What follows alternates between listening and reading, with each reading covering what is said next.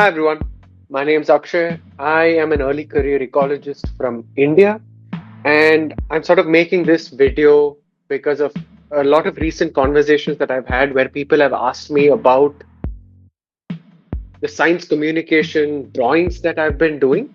So I'm not necessarily an artist, so I can't draw anything on paper, but I have been recently using the ProCreate app on the iPad to sort of convey my scientific ideas across to a wide audience using art. So, this is particularly useful when I think about communicating my sort of ideas in a project proposal, which is a period in which most of these ideas are only in my head. And so, putting it out in sort of a visual representation, I found helps people sort of follow your ideas better. I also make sort of these graphical abstracts and figures for my presentations to help draw the attention of the audience towards certain aspects of my study, and which are often easily communicated through drawings or sort of developing drawings. And you'll see what I mean by that. So, I've been presenting this work in various conferences and meetings, and many people asked me about how I do this. And I just thought that, I'm not really an artist, and there must be a lot more people like me who are rather untalented in drawing. But I do think using the Procreate app, we can sort of cheat that to communicate our ideas better through art. So, what I'm going to do in this video is to basically run you through the basics of Procreate that you will need to make these drawings. Now, some of this information would obviously be available on the Procreate sort of tutorials that you will find online, so it would be slightly repetitive, but my focus is to sort of show you the aspects of Procreate that I use to sort of communicate science. Now, there might be other features which I haven't explored so far, but this is what I know, and this is sort of my workflow. So I'm just putting it out there, and I hope to share it with you all in case someone is interested in sort of making these drawings for your own ideas, your own grant proposals, and so on. So, to kick things off, I just wanted to show you some examples of what I mean by this sort of science communication art that I'm talking about. Let me just pull up my screen over here real quick. We will navigate to my website where you can find more of my work. So here's like a natural history drawing. There's not really any hypothesis being conveyed in this particular figure. It's just a bird I like, and I've sort of drawn it using Procreate. But what I largely mean and I refer to are things like this, where you have a certain idea. So in this case, I want to show that the more central species in a network is calling earlier in the day in comparison to species which are less and less central. So it's sort of these kind of figures. Here's another one where a frog is trying to make a choice based on some factors that it sees in the environment. Here's sort of an overview of a biodiversity monitoring project where you might want to use multiple technologies to monitor biodiversity in a more holistic fashion and to do this across multiple sites. So these are all things for grant proposals which I've made in the past, so I'm not going to spend a lot of time. Here's an idea to communicate that the dietary composition of different species is different in its wintering and breeding grounds. This is what I mean, and I want to communicate with you today how you would go about ideation of these kind of figures and how you would actually draw that into Procreate. The structure of this video is basically going to be a first and tutorial to Procreate, at least the aspects that you need to know to be able to do these kind of figures. And then at the end, I also share with you some tips and tricks that I have learned from doing this over the past few years and seeing what works and what doesn't work. So just like general thoughts about that, which might or might not be relevant to your specific case. So without further ado, let's get started with some Procreate. I am just going to pull up my iPad screen onto this. Just give me a second as I do this. Great. So you should be able to see my iPad screen right about now. I am going to open the ProCreate app and it's going to look a little bit like this. What you see on here are the sort of many drawings that I've been working on in the past. I'm going to start a new one by adding a new canvas, as you can see, and you can also pinch to sort of zoom in, zoom out. Now, the sort of hypothetical project that I'm going to draw out today is that I hypothesize that in my study species, let's say my study species is a fancy bird, the blue-banded pitter. So in this blue-banded pitter, I hypothesize that this species, when it is found in primary forests, there are a lot more individuals than when the same species is found in logged forest. Now, without going into whether this is a good hypothesis or whether it's an interesting project, let's just try to draw this out. Now, the first thing that I would have to do for this is to actually draw the study species.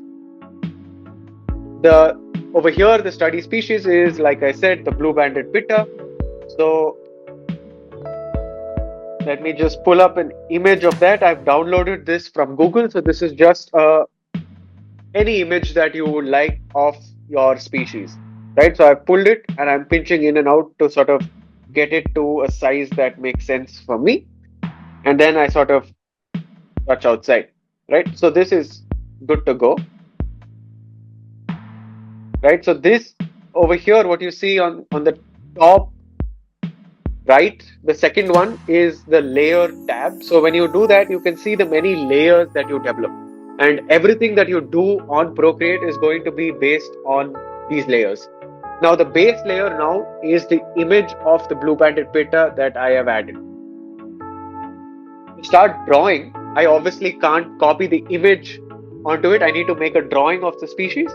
So to start drawing, the first thing is to add a new layer. Once you do that, go back to the first layer, the image, and select the eraser thing. So this is the eraser and this is the pen.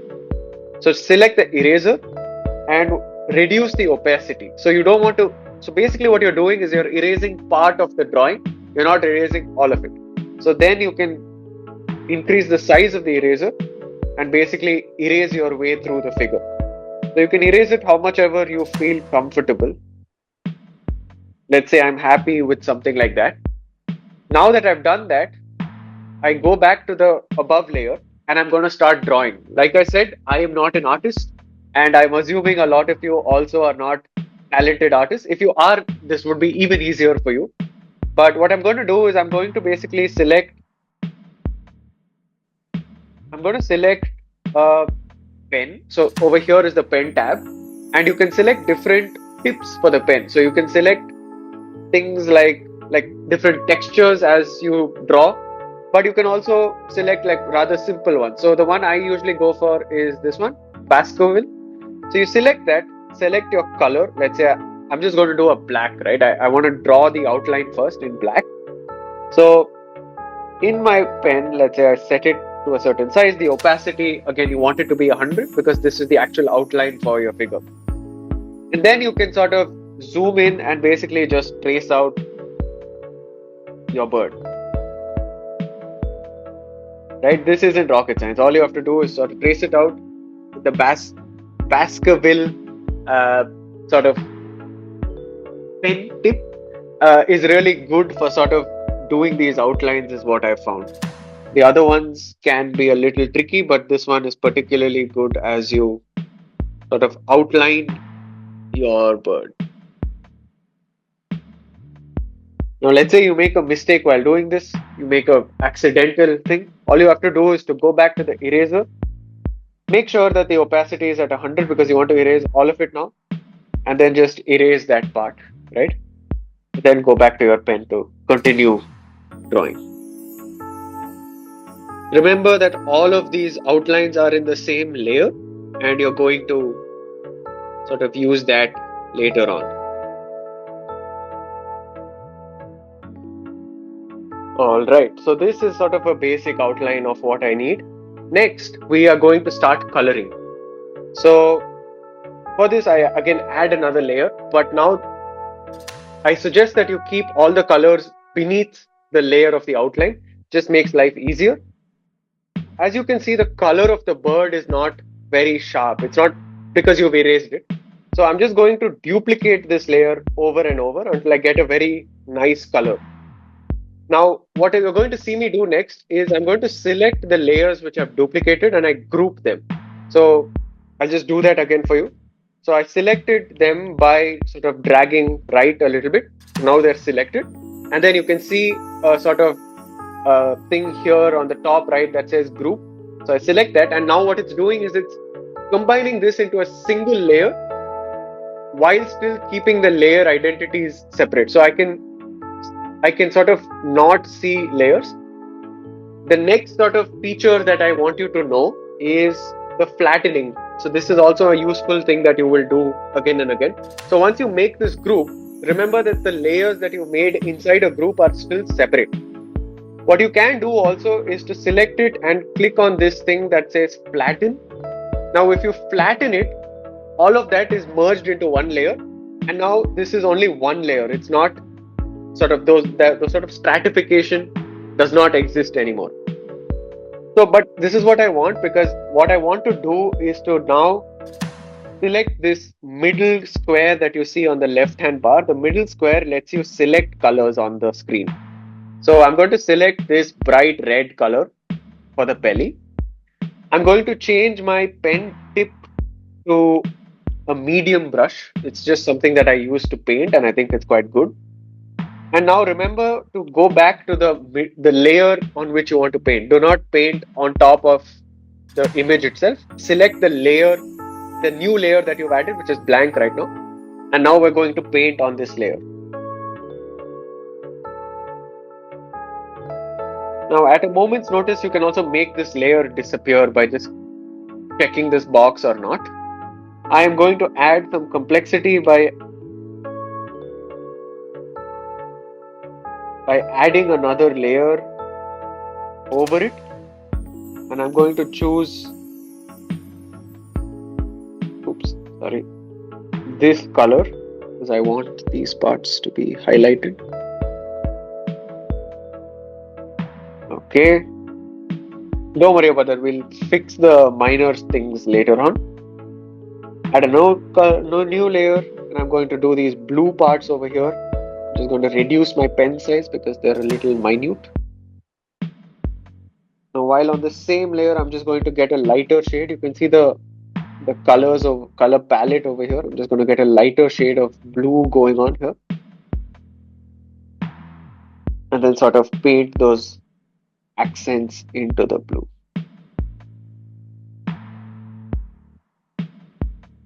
Now, when you do this, so when you select the pen feature, you can make those things. Like, let's say I'm making a round here. When I do the eraser, I can erase it. Now, another thing that you can do is if you have two colors, let's say this blue over here and the yellow now, this one is a smudge feature.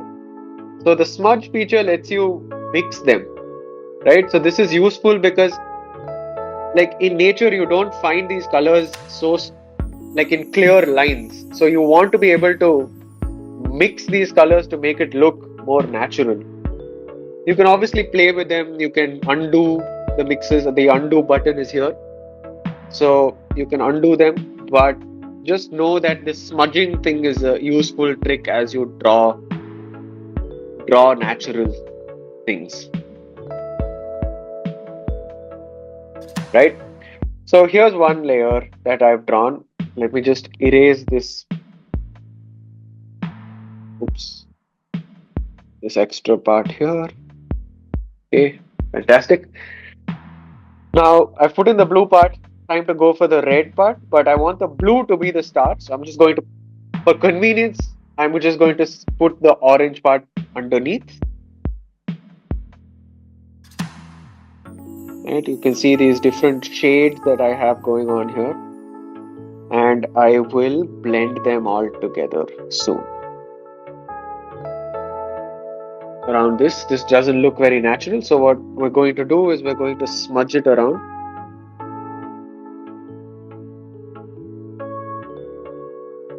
can also add in some more color if you would like to. So I'm just going to red around here.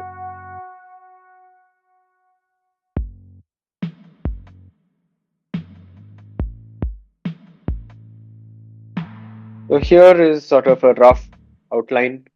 We're just going to again add more layers to cover the peaks and things like that.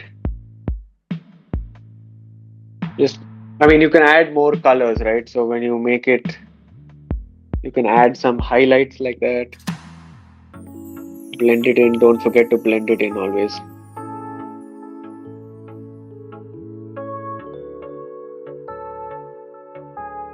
So the eyes, so I've done the eyeball and I want a white sort of, like not the eyeball, I don't know, the other sclera part, I guess. So I just want that. So I'm just going to paint it with a shade which is in the layer underneath the eye, right? And this one I'm just going to first erase away the eyeball, then add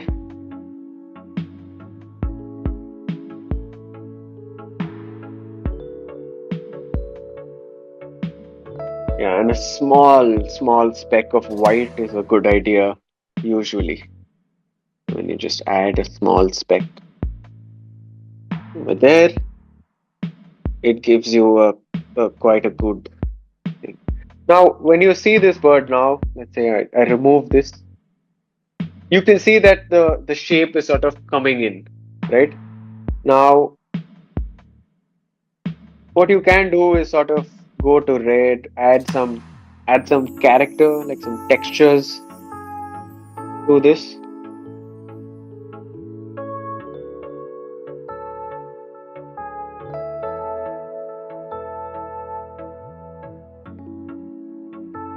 The next step is to group all your coloring layers together, right?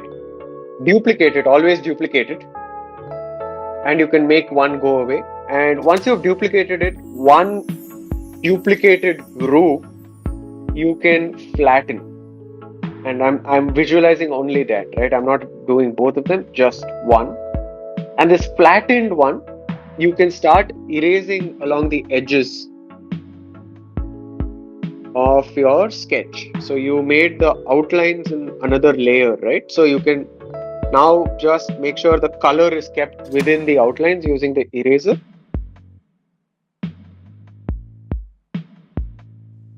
Yeah, you'll have to be a little more precise. You can reduce the size of the eraser here also to make it more precise. You can obviously go in and sort of smudge these parts to make sure that the color isn't absent from inside the. Here I'm just making sure the color is coming right up until the boundary. I think this feather part can be worked on a little more. I'm going to quickly do that. I'm going to add some feather-like shapes.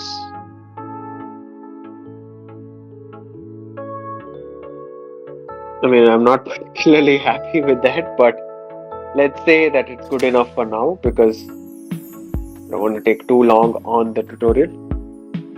So let's say, okay, this is your blue-banded pitta figure. Now the final step is to group the outline and the colors, duplicate it, keep one for reserve and flatten the other one. So this is now your final version of your drawing. And if you do this process with a lot of time, here's an example of what it would look like. So here is the image that I started off with. This is the long tail broadbill. I then added an outline. Maybe let me just erase this a little bit to show you.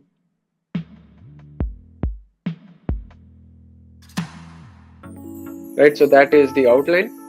I then added the outline onto this. So that's what you see over here. And then I also had various coloring layers. So you can see it come to light as I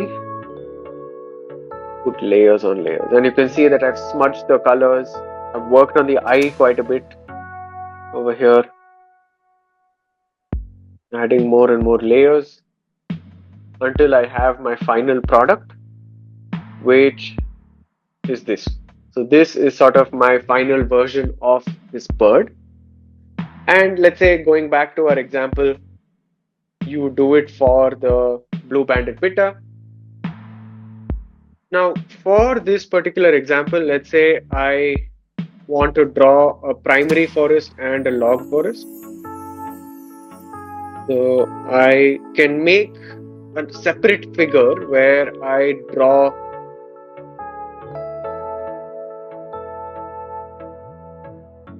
right. So for just for illustrative example, let's just say that this is the log forest.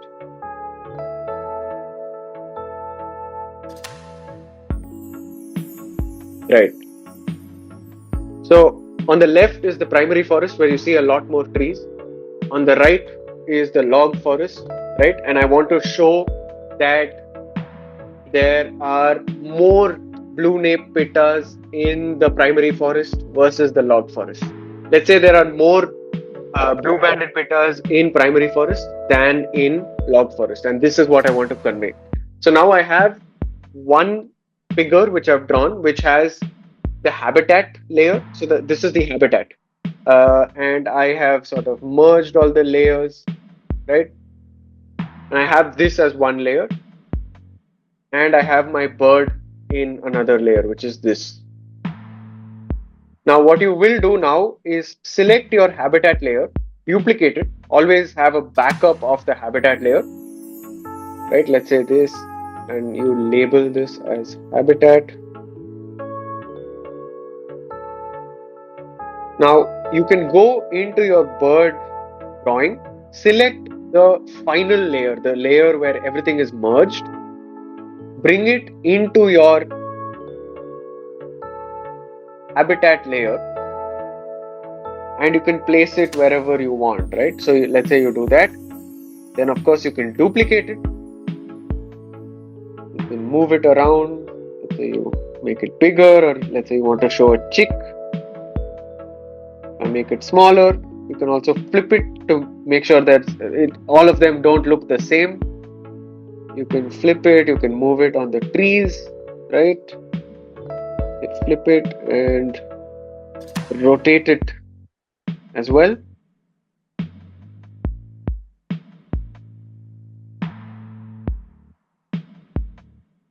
And let's say there's only one bird in the logged forest. You can also add things like text. Go over here and add text. Let's say you wanted to add primary forest. And I change the color of this to something that I can read better.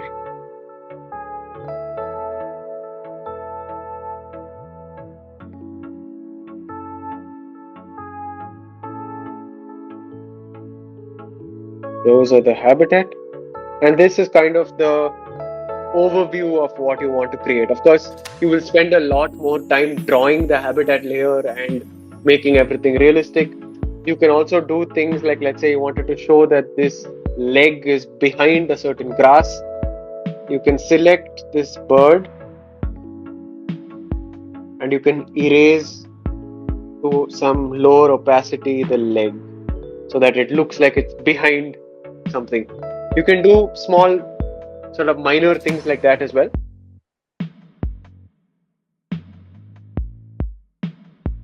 And the final trick that I sort of wanted to show you is more on the practical side. So let's say this is a figure that you've exported for a graphical abstract of a conference. And or a proposal. It's a static figure. So all of these elements, I will show you a better example of this. Here is another figure where all of the elements are, I'm just going to rotate my screen. Here is another example where all of the elements are visible equally well. Now, this is okay if I want to show at once the entire story, what's happening with the birds, the plants, the pollinators, all of this in a visual way, along with, let's say, if I have a figure legend. But another thing that I've sort of used to communicate is highlights. So what you can do is, let's say you have a base layer like this. What you can do is I start off with a base layer of just the habitat. I then add in different elements. So there is one layer for the pollinators, there's one layer for the birds, there's one layer for the plants. So these are different selectable layers. Now what you can do is, if you wanted to make one layer stand out more, you can, I'm just going to show you by, let's say I wanted to make the birds stand out against the rest of the figure. What I can do is group the others together, flatten them, and now that all the other layers are flattened, if I take the eraser, select an opacity so that I don't erase all of it, like a very wide brush, and erase it, I now have a figure where the birds are highlighted in the thing. Now, what's important is that you can duplicate this. You can duplicate the starting one where everything is clear. You can duplicate this many times. And in each time, without moving things around, you don't have to move. If you just select layers, you're not moving anything.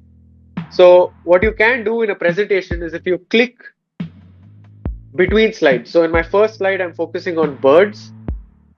So this layer comes in where I'm talking about birds. I'm talking about what my hypotheses are with regards to the habitat for the birds. And then I click again in my presentation, and let's say I'm talking about pollinators now. The focus shifts in the next slide from the birds to the pollinators. Now the pollinators are clearly visible, everything else is sort of faded away. This is using the same trick where all the other layers which are not the main focus of that particular slide, I've merged them together and erased them to a lower opacity. Now this brings out the highlight as you sort of talk. So this is another trick that I've sort of used over the past year, and I would say that it's worked quite well because it makes it very intuitive. So going back to our example of the pitta, if I was going to try this, I need to first select all of the pittas in the primary forest, right? And I'm going to group them together. So these are all the primary forest pittas, and this is the logged forest pitta. And this is our text. So I'm just going to group the text together and flatten it because I'm not going to move it. Now, I want to make two images. One where I'm focusing on just the primary forest. So what I'm going to do is first go out of this, select this, always duplicate, have a backup. So now I now have a backup of this figure. So in this first one, I am going to export it with this layer, which is the logged forest pittas sort of erased to a little extent. So I'm going to focus only on the primary forest pittas. I'm not focusing on this guy, right? So here's one example. The other one that I would make is where I flatten the primary forest layer and erase those guys so that the focus can be now on the log forest pitta, right? You go between them. So you can do things like this to sort of better facilitate visual communication during conferences. If you're somebody who works on a wide diversity of species, I would suggest choosing the most colorful ones because they really catch the attention of the viewer. Now, these are sort of the tips and tricks that I've learned to be quite helpful. Just to sort of summarize some other points in general is that I feel that in these sort of communications, so I would suggest you think about it on three levels. What is your subject? What is your predictor? And what is your response? Now, in my particular case, let's say I was going back with this example of, I'm just going to select the right one. Let's say this particular thing where the birds are the focus, right? So my subject are the birds. My predictor is the habitat. So what you see in the background, the sort of trees and the plants and all of that, is sort of what I want to examine. Like, how does the tree composition affect birds? So that's sort of my predictor. The tree community is my predictor. And the response, obviously, in this particular example, is the number of birds. So you need to observe what changes across the categorical things that you have in your figure. What changes here is the composition of the bird community as well as the number of birds in the frame. So my hypothesis would be in this particular case that there are more birds and more diversity of birds in a certain tree community, which you see on the right hand side, in comparison to another tree community which is less diverse or less suitable in some way. So this is sort of the idea that I want to convey, and I've sort of tried to represent it visually. So having subject, predictor, and response clearly written down and thought before you go into drawing is a good idea. Another thing is that to the extent possible in these figures, I try to avoid graphs. Now, there are some cases where the hypothesis is so intricately connected to the graph itself that I can't tell it apart. So if I go back to an example over here, the hypothesis is based on the calling activity patterns of the birds that you see drawn over there. So it's sort of really needed to convey the point, but in some other places like this, where I'm sort of trying to convey what things affect the frog, it's not really required.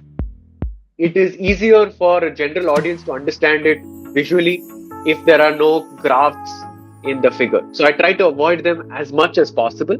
This is especially true for a grant proposal where I feel graphs can they make it look more scientific, and my point of drawing these kind of figures is to communicate my idea in a visual, non-scientific way so that you look at it and you sort of get the picture of what's happening in the real world.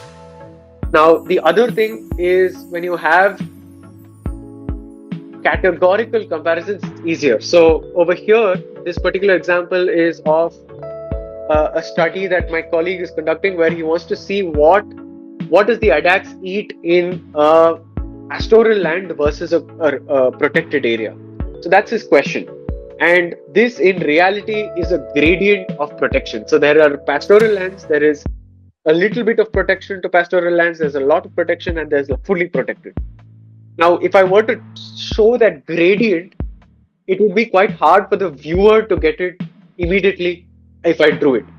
And so what I've done here is that I've sort of made it categorical. I've taken the extremes, like on pastoral where the addax is interacting with camels, with goats, the domestic fauna, and fully protected where there is no interaction with these guys, and it's just a completely different. And this categorical thing is also shown in the soil color. So you can see one being a darker brown and one being a lighter brown. And this visually communicates this categorical difference in habitats and the predictor, right? So this categorization of the predictor is something that I think is useful in these sort of abstracts. So that's about all. This has been a slightly longer video than I imagined, but given the amount of interest I had in people asking me how these figures were made and whether I'm an artist, which I certainly am not, as you can see when I try to freehand things, I do think this is a powerful tool for your communication of your ideas, be it to a general audience or in a grant proposal or in something of that nature. So I hope this video was helpful to all of you. And yeah, in case you need to know more, you can go to my website. My contact details are all there. So feel free to shoot me an email, and best of luck with your work. And I hope this helps. Bye-bye.